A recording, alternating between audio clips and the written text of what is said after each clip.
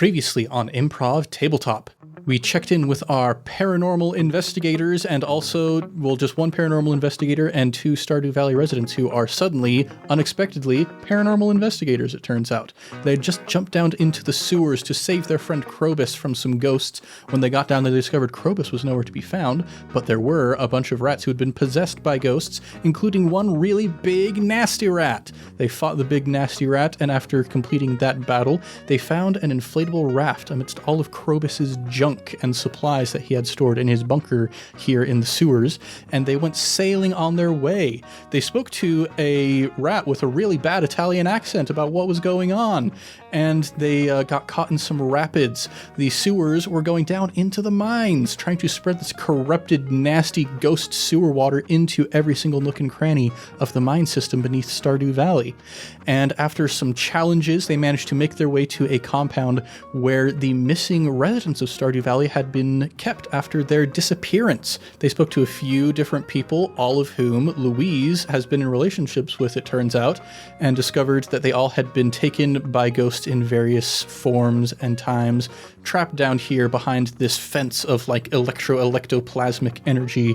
And right as they were trying to figure out how they were going to escape and make their way up to speak to Emrasmodius the wizard, who surely had some answers about what to do here, they heard a voice entering in from the other side of the fence, the voice of Rick Moranis. What's going to happen to our heroes? Let's find out here in the world of Starboo Valley.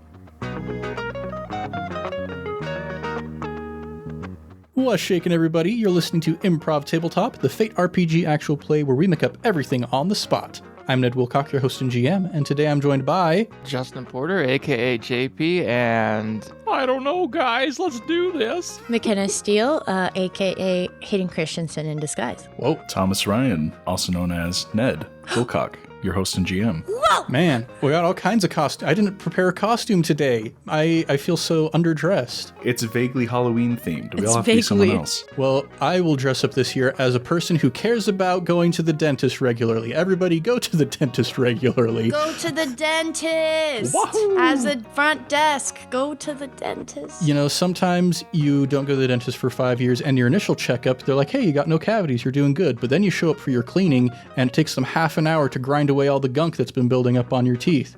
And it's gonna hurt. It's gonna be unpleasant. So go to the dentist regularly so you don't get 5 years of plaque buildup. Go to the dentist. That's a good wisdom. And listen, here's the thing. It's understandable with COVID that not a lot of people went to the dentist. Mm-hmm. I'll give everyone a little bit of slack. It's okay. I asked Ems, I said, if I lose my teeth, would you still love me? And she said yes, so I don't need to go to the dentist. Sorry. Nice. There you go. Knock them out now. Don't let the sugar do it for you. Right? McKenna, would you still love Christian if he lost all of his teeth? I'm having an aneurysm. Go to the dentist. Your cat doesn't have its teeth. You love it. I still would love him because we would get implant dentures because we would get them at a discount so we could afford them a little better. Nice. So it would be a little bit better than normal dentures. I would just gum down a steak. Oh my gosh! And then for Halloween, you just take them out and you like the scariest thing ever because you got screws coming out of your gums and stuff. Oh boy. But you could do so much fun stuff with that. You could get like vampire teeth just instead. Mm-hmm. That'd be awesome. So kids, don't go to the dentist, everyone. Don't go to the dentist. I'm the devil's advocate right here. Yeah, either do or don't go to the dentist regularly, depending on what kind of life you want to lead, I suppose. Counterpoint.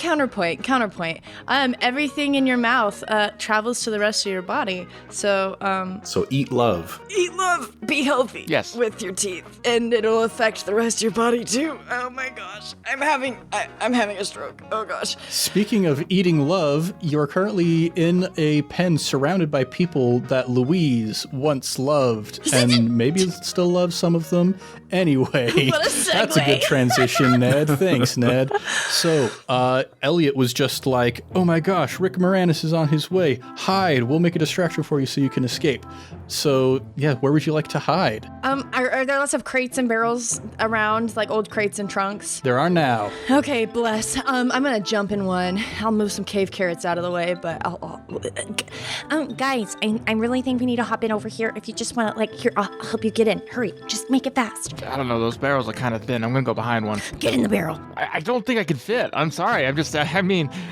there's a lot of me to love, you know? Oh, that's fair. Your backpack's rather large. That's okay. You know what? That's fine. Here, I'll move some to help you hide it better. I'm gonna turn sideways because I'm 2-dimensional. That's true. Okay, I'll hide in the barrel. Okay, so looking at your character sheets, McKenna, you have the best sneaky, and then we also have JP and Thomas, your characters have +1 to sneaky. So the way that a group check works in Fate is you have the person with the highest modifier in that approach do the roll, and then each other person who has at least 1 in that approach can add a +1 to the result of the person doing the roll.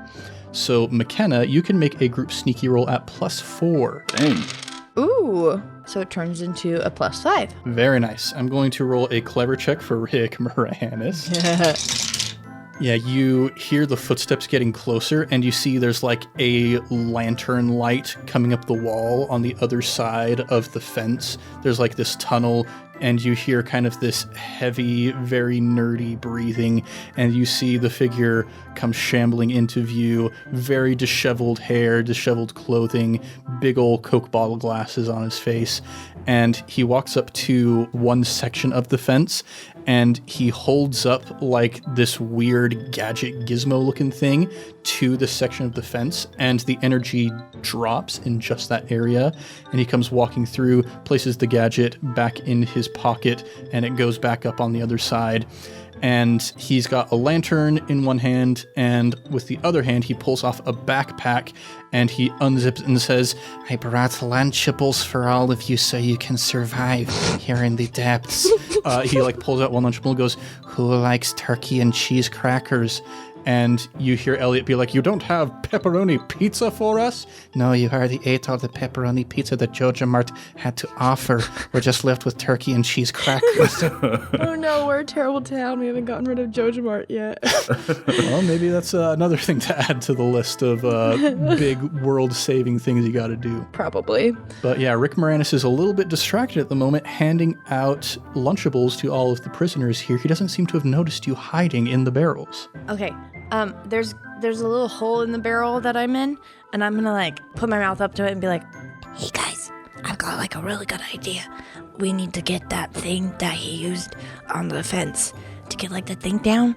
That's my idea. I mean, that's part of an idea. That's a goal. But like, what? How do we get the thing? Well, I already did a lot of the work here. I'll turn so invisible, and I'm gonna flash my sheriff's badge and say, "You're under arrest for kidnapping all these people." All right. Let's have you go ahead and roll with Flashy. And I'm going to have Rick Moranis defend with... What does a fate point do again? Because I got a 0. Oh, yeah. If you don't like the result of your roll, you can invoke one of your aspects and spend a fate point, whichever aspect you feel like is fictionally appropriate, something that could give you a leg up or an advantage in this situation. Spend a fate point, and then you can either re-roll the entire roll or you can add 2 to the result. Before you do that, I'm going to roll for Rick Moranis with Clever to see how he feels about the fact that he was just told to, go under arrest, basically. That is a +3. Yowza. All right, so I gotta use one of my aspects? Yes. I'm the Prairie King, baby. Yeah, you are. And I'm using my sheriff's badge. Like, I am the Prairie King. So I'm gonna re-roll it. All right, go for it. I have a +3. Okay, +5. There we go. Rick Moranis turned towards you, and his eyes get wide, and he says, "No, I can't go back to the prisons. I can't go back to the dark confines where my soul feels like it is being torn asunder into a billion pieces scattered across the cosmos." And he starts stumbling back, and you see at that point, Elliot puts down one of the turkey and cheese cracker Lunchables right in the area where his foot is going to go, and he steps on it and slips onto his back. And you see the little device, little gadget, go skidding out of his pocket across the stone floor. And Elliot jumps on top of Rick Moranis and puts him in a headlock and says, "Now, you beautiful fools!" I'm gonna go run and get the gadget, but as I do, I'm gonna run past Elliot and be like, I really think we should talk later. You know where my house is. Okay, cool. And then I'm going to run and continue and grab the gadget. All right, you grab it, leaving a very confused Elliot behind you. And as you approach the fence, you see that the energy does part in front of you, just like it did for Rick Moranis. Convenient. Let's go. We did it. Wait, everybody run, hurry, I'll stay right here, get out. All of the residents start rushing towards that entrance. I'm going to roll for Rick Moranis with Forceful to see if he can bust his way out of Elliot's headlock. He's got to have like a -2 or something. Well, the interesting thing is you see his eyes begin to glow red, and his voice deepens and echoes with other voices that are not his own, and he says, I shall not allow you to escape from this place. My commands demand it.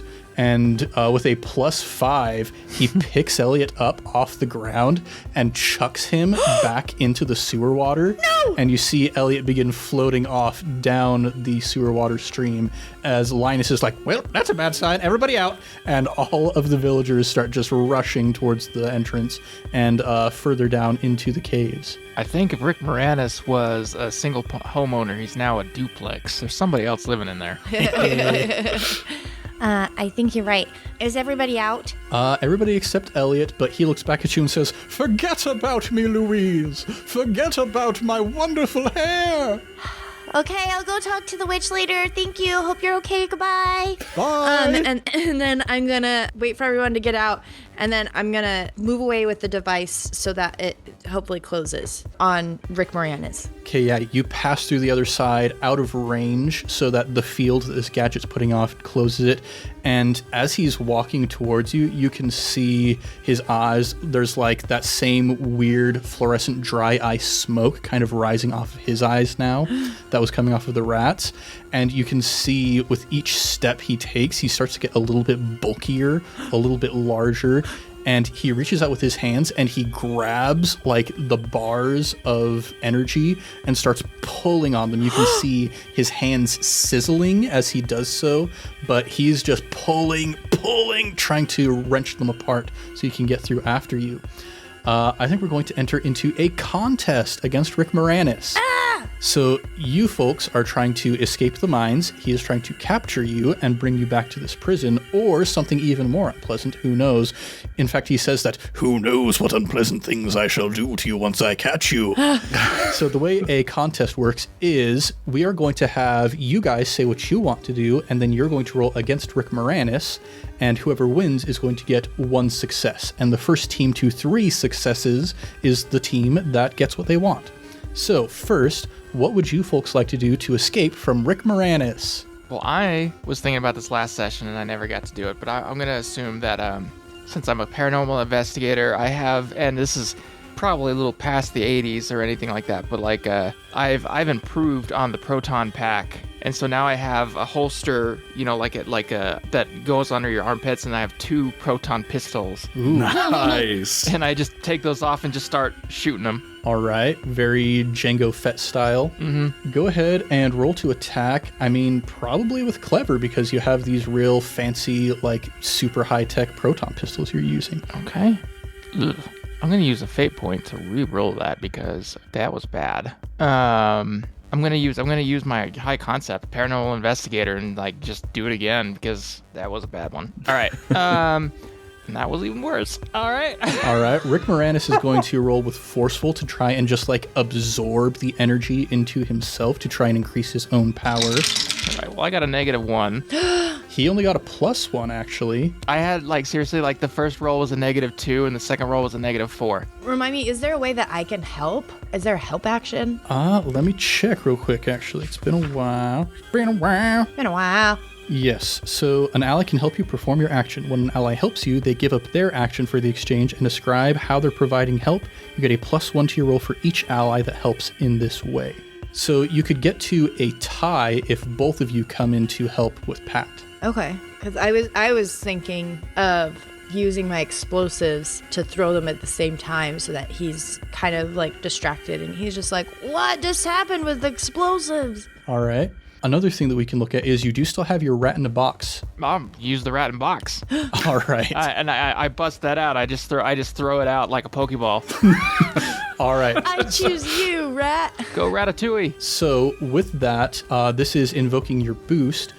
You can either re-roll again or add +2 to your result. I'm going to re-roll. Yeah, -4 is the worst you can possibly get. All right. We got a +3. Nice. Okay, yeah. So you see Rick Moranis, like, as you're hitting him with these proton beams, he stumbles for a moment, but then you see him start, like, flexing his biceps, and you see the energy welling in each of his arms, his muscles growing bigger and bigger for a moment. He pulls the bars aside just wide enough for him to start stepping through, but right as he's getting ready to go through, something comes in from the other side, a giant diseased rat, all Hades style. Yeah. It bowls him back into the compound. The lightning barrier snaps back into place, and you hear Rick Moranis just like, "Oh no, stop chomping. Ow, goodness gracious." So you guys have one victory over Rick Moranis, and the way ahead of you is clear. What would you like to do next? I first shout back and be like, hopefully you got your shots. Oh my gosh. Okay. Incredible. We're still trying to stop Ricky Poo, right? We're trying to escape, aren't we? We're trying to escape. Oh. Yeah. But I feel like we need some answers from him. I don't know, kid, but I don't know if he's gonna give us any answers in his roided out state right now. I think we probably should get out of here. That's fair. Okay. Is there any ladders just to go up a level? Yeah, you look around. You are fortunately on one of the levels that has a ladder. Okay. So yeah, you could use that if you'd like to. I'd like to climb the ladder, please. All right. So I will give you an option here. Because you have the treble shiny, I can either give you a compel. What that means is I give you a fate point in order to make something kind of interesting happen based off of your trouble, your shiny aspect. You look, and just on the other side of that ladder, what incredibly rare resource does Louise see just sitting there in the open? A prismatic shard. I knew it. I could feel it in my bones. All right, so you step onto the first rung of the ladder, and what's that? A prismatic shard right on the other side. And you see the shard, you hear from behind you the rat go flying off into the sewer water, and Elliot's like, "Oh, disgusting!" And Rick Moranis starts stomping his way back towards you. You can go grab that prismatic shard, but if you do, Rick Moranis might be able to escape. Oh no. Well, I think I can use it. Hey. I think I can use it to help. So here's my game plan, G-plan. So I'm going to run. I'm going to grab it, but I'm going to toss it at the bars. I'm going to toss it at the bars and like cage force field thing that's holding him in the hopes that it makes it like super permanent. Ooh. Because a prismatic shard can do anything. So it'll just make it more powerful and he can't escape. All right. How about them apples? Ned, what do I got to do? Let's have you roll to overcome with quick against Rick Moranis's quick to see if you can get it in there before he manages to bust through. Oh, that's my top one. Very nice. Wow, I didn't even plan that. Do I have to decide now if I want to reroll, or can I wait and see? Well, he got a +4. Okay, I'm going to reroll it. I'm going to use more careful than I thought I was. Nice. Go. Ooh, mucho better. That is also a +4. Okay, so that is a tie. On a tie, neither party in a contest is going to get a victory point, but an unexpected twist is going to happen.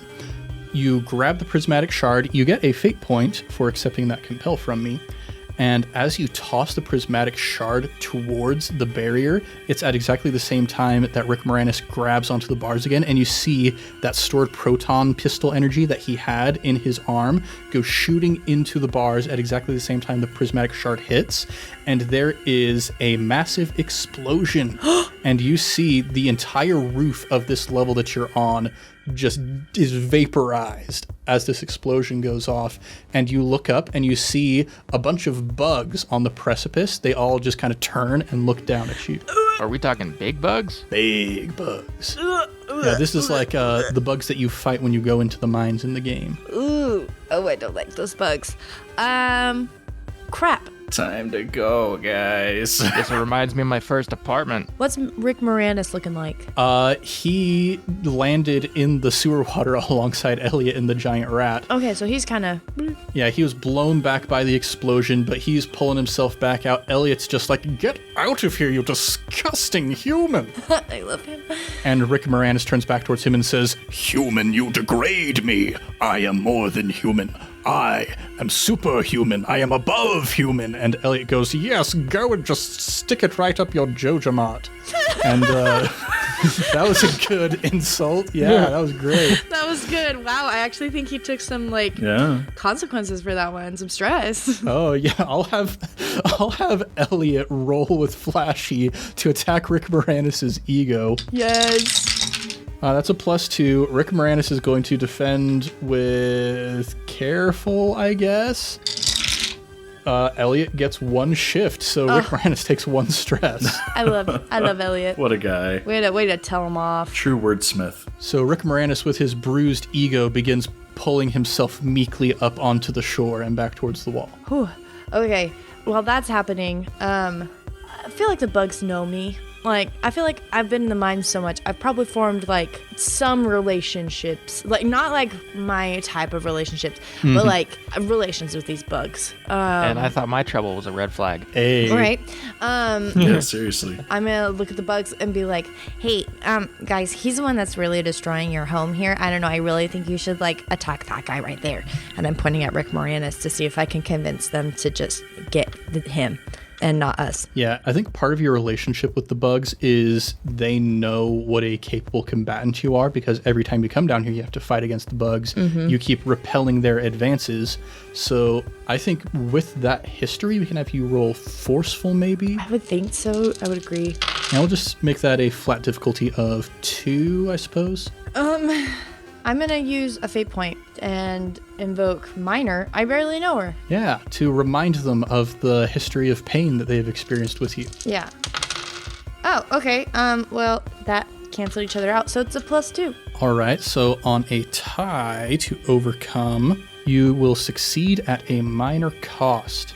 The minor cost is going to be you do convince the bugs to go attack Rick Moranis, but they have to take some time to deliberate. You got one bug who's like, well, I mean, we do need to stop our home from getting destroyed, but still, we don't want this one to just go away scot-free for all of the terrible things she's done to our minds. And another one's like, well, yes, but you see, there's a bigger problem at hand immediately. It's this giant roided-out man, this nerd, who is suddenly very powerful.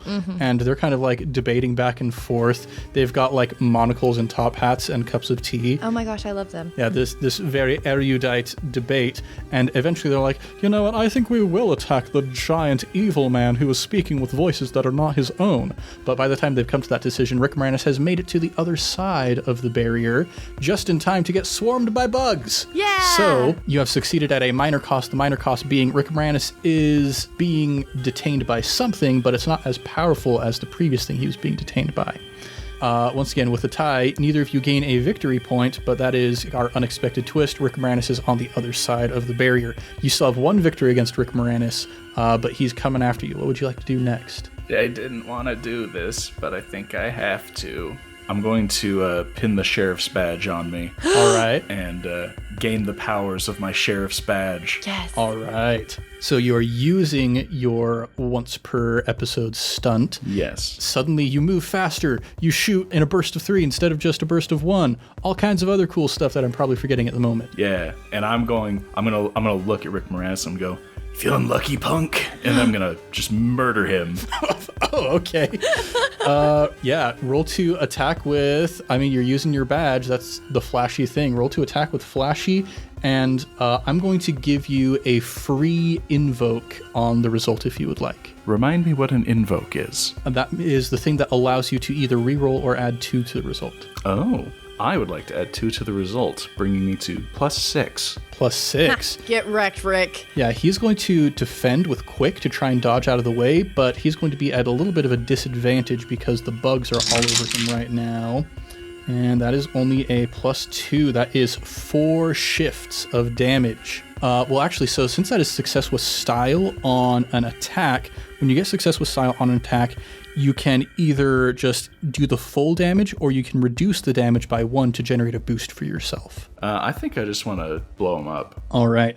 So you send the full energy of that attack. 3 shots. They kind of spread out for a little bit, but then they all converge back together in one, smashing into Rick Moranis' face.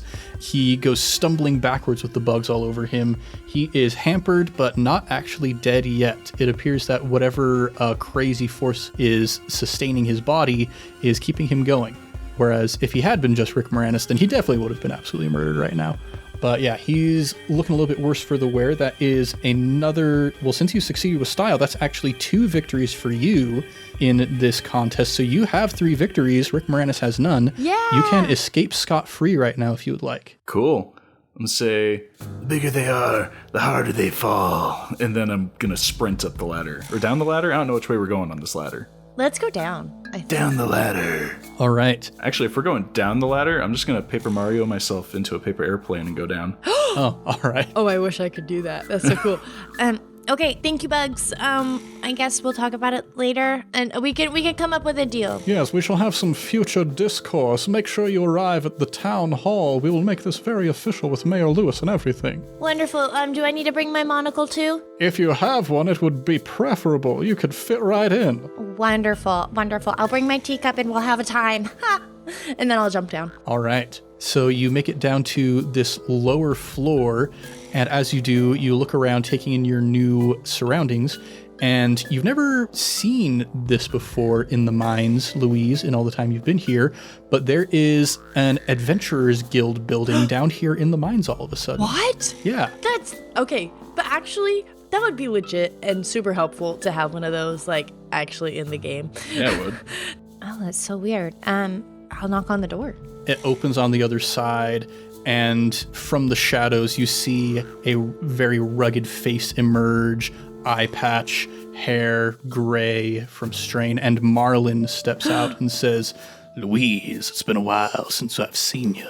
Come on in. Come on, guys. It's okay, I promise. Who are your friends? These 2 pansies look like they never put on a fight in their lives. I'm the Prairie King, Marlin. And I'm going to shoot the eye patch off of his head without hitting him. What? roll to attack with careful. Oh boy, that's not good for me. +1! Hey! All right, since you've got your sheriff's badge active, we'll let that slide. You shoot the eye patch off, and you see underneath his missing eye is a prismatic shard. That's so cool. And he says, Well, I suppose maybe I was mistaken. Perhaps you're more capable than I initially thought. Now, there's weird stuff, whacked up stuff going on down here in the mines in all of Stardew Valley. And I think we need to talk to the big man, the magic man, to figure out what's going on so we can stop this. But you need gear, you need equipment to make it all the way back. Yeah. he heads over to his weapon dispensary area and looks over at Pat and says, "You got some fancy items over there. Mind if I take a look?" I'll hold on to them if you like, but here, you can actually, you know what? You seem like a pretty good guy. I'll let you look at my plasma proton pistol. And he gives it a couple glances, and then he goes over to his workbench, and he grabs a couple regular pistols, and he starts modifying them until he has 2 additional proton pistols, and hands one to Louise and one to Bob. Whoa. Thank you kindly. Now we're all like Patrick. Pew, pew, pew, pew. And as you take like a test shot, you see this like immense beam of protonic energy shoots out and just explodes a battle axe on the wall. Sorry, Marlon. It's all right. You got to get used to these new energies, these new powers you have in your hand. Now, fortunately for you folks, I have an entrance back up to the surface here. Oh, perfect. Thank you so much. I didn't want to have to go through any more of these caves and find more ghosties. And I mean, not that I'm not afraid of them, but like they're just a real big pain. I don't know. That's my bread and butter right there. We need to find some more ghosties. Well, let's figure out where our main ghosty is. All right. Yes, Rasmodius should have the information for you. Perfect. And as he's saying this, he's like opening up this secret panel in the wall, and you see there's an elevator on the other side. And as he opens it up, you hear from outside the Adventurers Guild a thudding noise of giant roided out feet hitting the stone. And Marlin turns towards the entrance, and he grabs a big old shotgun off the wall and cocks it and says, "You get out of here. I'll hold off this bozo. No, Marlin! No! That's too brave! See you on the other side, brother. And then I'll jump in the elevator. And as you're in the elevator, the doors close. It's kind of one of those old-fashioned elevator doors like the grate. And as you're going up, you can still see through as the door to the Adventurers Guild is ripped off its hinges. And Rick Moranis sticks his head inside immediately into a shotgun blast. And you hear him just go, "Oh, come on, again!" Marlin engages in combat with Rick Moranis, giving you a moment to escape. You eventually make it back up to the surface, and you open up the secret door on the other side, and you're in the Stardrop Saloon. Oh, that's handy. All right, that's great. I could use a drink. And you see Mayor Lewis is at the bar. He's the only person in here right now. And he turns towards you just absolutely wasted and says, you made it back. Good job. Good job. You saved the town. You saved the town. I'm going to give you the key to the city. And he reaches into his pocket. He's like, where I put my keys? We'll take that a little bit later. If you could just give me a scotch straight up, that'd be great. For sure. For sure. To go. Oh, yeah, okay. To go. It'll walk me down. And he starts pouring some glasses. And you can see, like, you peer outside the window to the Stardrop Saloon, and you can see off in the distance Erasmodius's wizard tower, and the top of it is glowing. Hurry! I put my stable right outside the saloon for nights like this. Let's get on our horses and go! I have 3 horses, and they make it so you travel a lot faster. I imagine by now the sheriff's badge is probably worn off. Yeah. All right, I'm going to turn to Gus. I'm going to say, Gus, when I got out of the game, did anyone else come out too? Yeah, he is currently working on the arcade machine. It's looking pretty beat up, and he turns over towards you and he says, "Well, there was a bunch of undead critters that popped out, it turns out." I'm thinking about one in particular named Fector. Did he? I'm going to roll to see if Fector made it out. That is a 0. And Gus says, he's trying. He's still trying right now, in fact. And there's a big crackle of electricity that comes from the arcade machine. And he smacks it with a hammer and the electricity dies down. I'm going to keep that one in my back pocket. All right. Well, Mayor, we'll try and find your keys. I don't love that you lost them because there's some bad guys on the loose, and I don't know what would happen if they got a hold of the mayor keys to the city.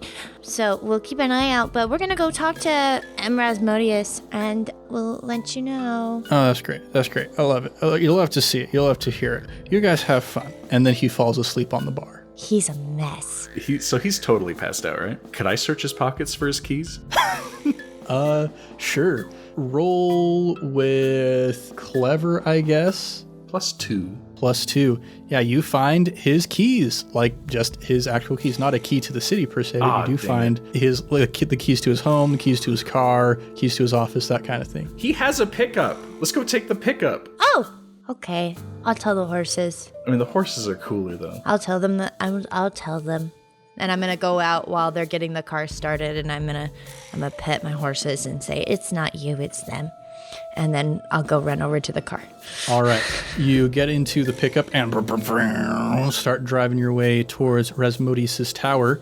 And as you arrive at the foot of the tower, you see, yes, just like before, there's this energy crackling at the tip and occasionally like shooting off into the sky and dispersing among the clouds. Patrick, do you think we need to have our guns ready? Yeah, probably, but I'm gonna get out my PKE meter and just put it on, see if I detect any normal or unnormal. some Abnormal? Abnormal. That's the word I'm looking for. Abnormal. The unnormal things of this world. All right. Go ahead and roll to overcome with clever to see if you can detect anything abnormal. 3. Yeah, you scan your PKA meter up there and you're picking up on these spectral energies, and similar to with all the rats, you're seeing like these kind of thermal readout sort of things, and you look up there and you see, there's like a couple spectral energies up there, and you hear a big bang come from the top of the tower, and one of them disappears from the readout. Whoa. Wow. Okay, so I think that something just lost its life up there. Oh, I don't know if he's okay. I gotta go make sure he's okay. And I'm gonna go run in. Yeah, you Guns go... up, guns pulled, though. I'll follow doing the same thing. Yeah, you rush up to the top, And as you turn the final corner into Rasmodius' workshop, you get there just in time to see there is a big ol' skeleton-like ghost who's bearing down on him, and he's got his hand pointed towards him in a gun-like shape, and it's surrounded by magical energy, and you hear another big bang as he shoots this skeleton ghost, and it disperses off into the ether. And you see the energy of this ghost go swirling around, and there's like this contraption at the top of his room. The energy gets caught in that contraption and shoots off through the top of the tower up into the clouds. Neat. And Rasmodius turns towards you and says, "Ah, new faces. I've not seen you before. Well, I've seen some of you before, but I've not seen you." And he takes a step towards Pat. Yeah, I'm new in town. I'm here on business, but I'm not entirely sure that I like what you're doing here. Oh, I'm just busting ghosts at the moment. I mean, I respect that. He looks you up and down and says, Ah, an expert of the paranormal. It seems I have found a compatriot in this new person. I mean, it depends how much you're paying. Well, would information be sufficient payment? I'm looking at you going, Yeah, we could try a little bit of information, sure. He sits down at his desk and he pulls out some parchments, and you see that there's like a series of blueprints, and he says, I've been doing some research, and I've discovered that the community center was built by an insane architect who was the head of a cult that worshipped an ancient deity buried far below Starboo Valley. What? I think we may have ran across them. You see, the way that the community center has been built, the metallic struts, the girders, every single thing about the construction of that building is made to channel spiritual, ethereal energy. That doesn't sound great, Rasmodius. So, what if we were to just like explode the community center and rebuild it? Ah, that would take away the fact that it is currently essentially just a homing beacon for insane magical ghost energies. The mayor would probably be pretty unhappy about it. The rebuilding effort would be much more difficult, but it would come at the benefit of not having to be haunted by terrible ancient Hittite deities. But it would take away most of like their ability to haunt. Like that would just cut it. Yes, as long as you can stop the ritual that is taking place there currently, probably, maybe. There's a ritual in the community center. Lead with that. Ah, yes, the community center. Like I said, if you go to the top of the community center, you'll find a big altar. and he points to the blueprints. Like I said, this place was built by an insane architect who worshipped ancient Hittite deities. So we built an altar right on top of it. Nobody's seen it because nobody gets on top of the community center. Okay. That's crazy. I just think we should explode it, if I'm being completely honest. And then I'll head to rebuild effort. But it's happening right now. Probably, maybe. Who knows? Well, I have some untested ghost explosion devices that maybe this might be a good time to use it. Well, let's go. All right, everyone in the pickup. and then I'm gonna give Rasmodius a hug and be like, Sometimes you just need to lead with the most important information. Like there's a sacrifice altar thing going right now. But you're amazing. Thank you. and I give him a little pats on his cheek, and then I go. And as you hug him, he's like, I feel like there's a memory being suppressed within me right now. Gotta go. all right, you go down the stairs of the wizard's tower, and as you open up the door to start heading back towards the pickup, you see there's somebody already in the pickup. Is it Rick Moranis? It is not Rick Moranis. It is Fector. Ned, do you know who Fector is, just out of curiosity? Nope, no idea. He's the big bad guy of Journey to the Prairie King. Really? That's what I was hoping. I have never gotten. That is the one game I do not play in the minigame world of Stardew. He's like an undead, vampire-esque monstrosity. He's the reason there's all those monsters in Journey to the Prairie King. Oh, I thought they were just aliens, if I'm being honest. Yeah, so he is in the pickup, and he looks towards you and says, Bob, I finally managed to make it out. Fector! And I'm gonna dive tackle him. all right, he's going to try and ram you with the pickup truck. So let's have you roll to overcome with, to tackle him, probably quick or forceful. They're equal for you, so we'll let you make your choice. He's going to roll with forceful to try and ram you with the pickup. I'm gonna go with quick. I got 1. You got +3. I want to fate point it. Fate point it. All right. And I want to use that I'm the Prairie King. And that's my enemy. Yeah, you've got history with Fector. Yeah, I hate that guy. You got beef. I got one again. All right, I guess I'm just going to get hit by a pickup. What? Well, I want to help. I want to shoot out his tires. All right. Another thing to keep in mind is as long as you've got fate points, you can invoke multiple aspects on a roll. You just can't invoke the same aspect multiple times. Oh, interesting. I don't think any of my other aspects would help, though, so... Your terrible aim isn't going to help you in this moment. No, probably not.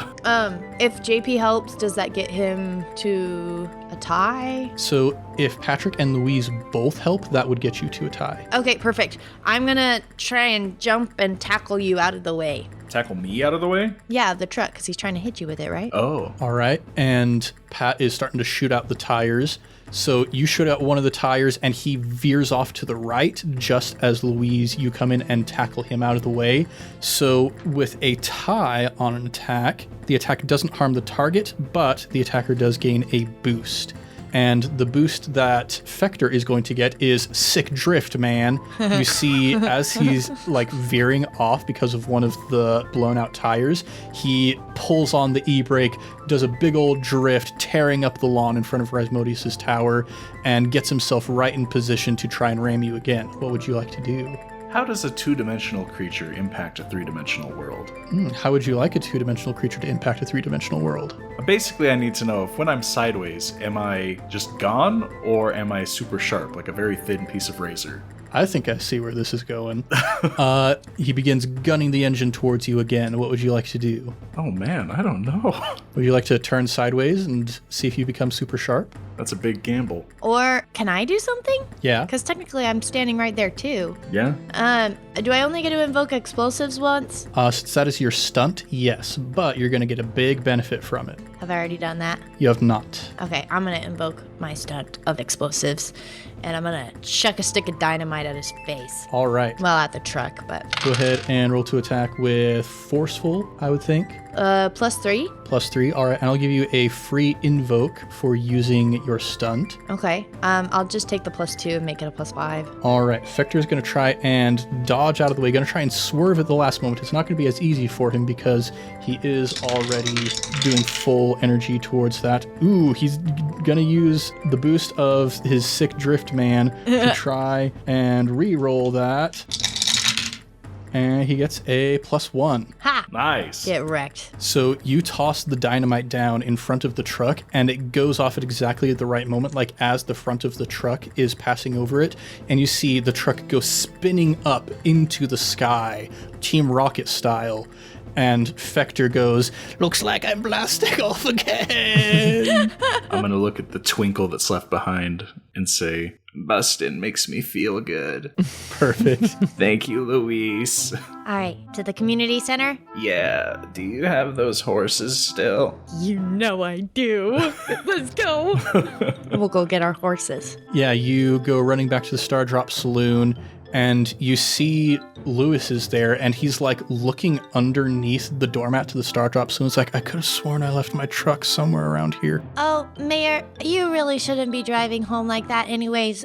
Besides, you live really close, so just walk. But walking sucks. It's the worst. I don't Here, wanna walk. I have not a full horse, but I have a donkey you can ride. Okay. And he like climbs up on top of the donkey, just like feet hanging off of one end, head and arms hanging off the other end. And he falls asleep on this donkey's back as it starts walking towards his home. You get extra carrots when you get home, Fred. Thank you. That's not a donkey noise. That's much better, yeah. But the horse is in fact whinnying as it sees its owner coming back and turns towards you, and he's just like, "Oh, I guess you realize that trucks aren't superior to horses after all." Yeah, they did. I mean, if we took the horses, they would have got blasted off with Team Rocket. And that wouldn't have been great. Count your blessings you didn't come, okay? Okay. Are you feeling good? You feel like you got energy to go to the community center? I'm feeling chipper and limber, but I might be feeling more chipper and limber if I had an apple in my teeth. Oh, you. And I'll go over to the bushel of apples and I'll give him an apple. And then I'll say, You should probably also feed your horses an apple so that way they like you and they don't buck you off. Okay. Sounds good. All right, you grab the apples from the bushel, feed them to your horses, and the horses are like, you didn't pay for those. I like stealing. I want to steal. Anyway, listener, if you understand that reference, I love you. And you start riding off towards the community center. And as you get close, you can see the storm clouds are gathering over top of the community center.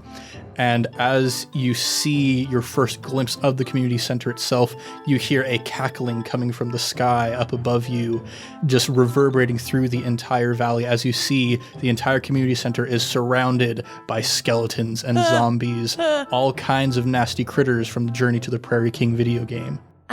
I think this is definitely a little bit more in your wheelhouse, Bob. All right, everyone, get behind me. I'm going to pull my handy pistol out. And as you face up against the final area of the campaign, I think that's where we're going to pick up next time. dun dun.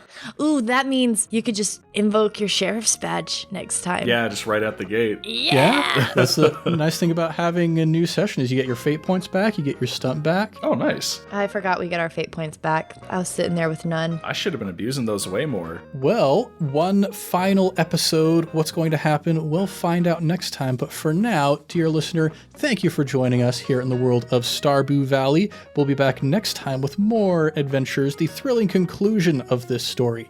If you want more, go and subscribe, maybe even give us a review. We would be as happy as a horse with an apple between his teeth if you would go ahead and give us a review on the podcatcher of your choice. We're also all over social media at Improv Tabletop. So if you'd like to connect with us, maybe you want to talk with Thomas about his strategies for how to defeat Fector in Journey to the Prairie King, don't be afraid to reach out. Now it's time to shout out our next batch of Sticker Club patrons.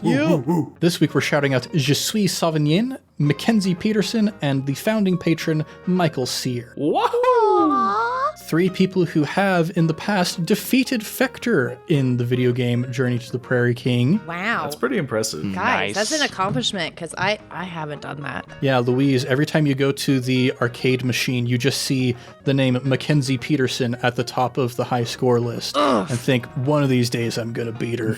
Pound my fist on the game and I go, ding it. We'll have more Sticker Club patrons to shout out next week. And if you, dear listener, want to join their ranks, consider joining our Patreon at patreon.com/Improv Tabletop, where you can also get things like Discord access, biannual sticker packs, and more, such as our current ongoing patron-exclusive campaign, Dumbledore's Delinquents. Yeah, it's good. McKenna and JP are part of that, along with Connor. It's really fun and wacky so far. If you want to get on that energy, then go check us out at patreon.com.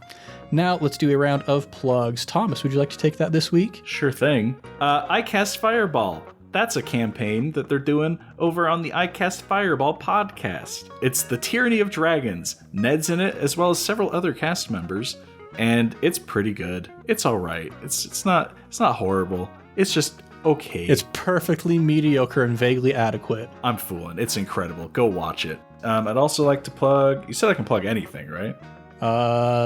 Yeah. All right. So here's my plug. How to Beat Journey of the Prairie King. Yeah. It's very easy. Let me grab my notebook. Okay, here's the deal. So there's different levels in Journey of the Prairie King, right?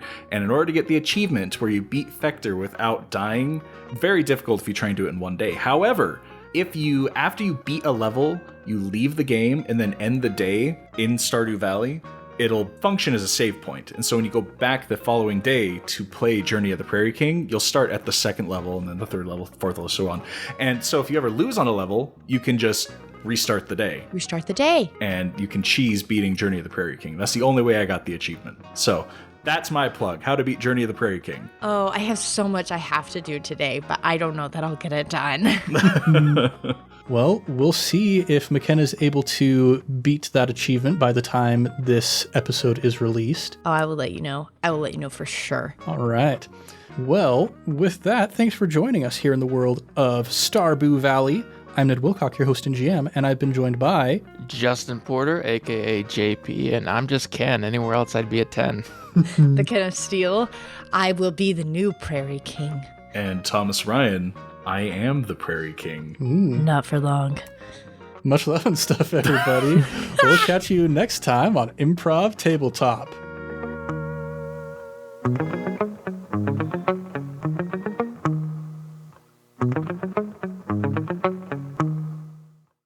Don't murder me, please.